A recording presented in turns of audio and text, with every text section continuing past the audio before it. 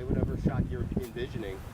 I think that's the key to when, you know, when better players are trying to take it to that next level. It's just, you've got every shot in your bag. You just need to dial it up and call upon which one you're going to play. You know, which one's feeling most appropriate at that time. I think I'd rather play the bump and run, like you said, into the shorter ones. Get it on the ground, let it get a chance to go in the hole. You know?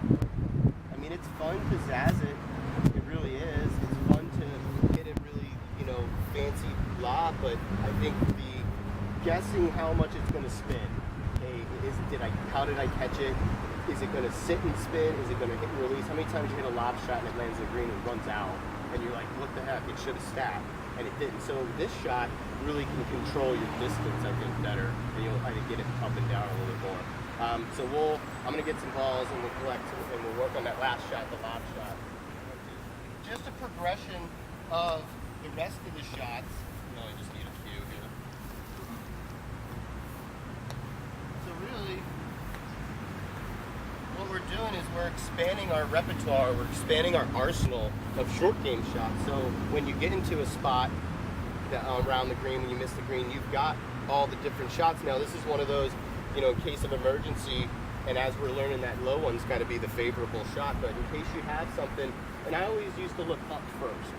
How can I get that up over this thing? Now, I look down first, and if I can't take it low, then I'll go ahead and take it high.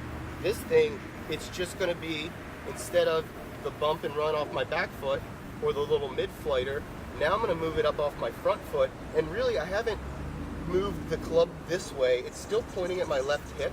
I've got the club face pointing to the sky, and I'm really going to try to engage this bounce edge rather than this leading edge, because when I engage this bounce edge, it allows a little margin of error for me to slide the club underneath and it won't dig, versus if I try to set the leading edge, it might just stop and chunk it. So again, I'm going to try to lay that club face open, right? I'm going to try to keep this thing moving with some speed, and then the high soft hand finish will get that thing nice and high and soft off. So let's kind of see, some soft hands are really going to be the key to this thing. You know, when you death grip it, or when somebody death grips it, that club's not going to be able to travel. Because I almost let my right hand slide underneath it. And again, it's like I got a tray of drinks on that right hand, and I'm just not going to let them spill as I come right through. Comes right underneath. It might be a little bit of an outside to in path too, if anything. Narrow up that stance a little bit. Nice. I think the key to good ball striking with chipping is a constant knee flex, or a consistent knee flex.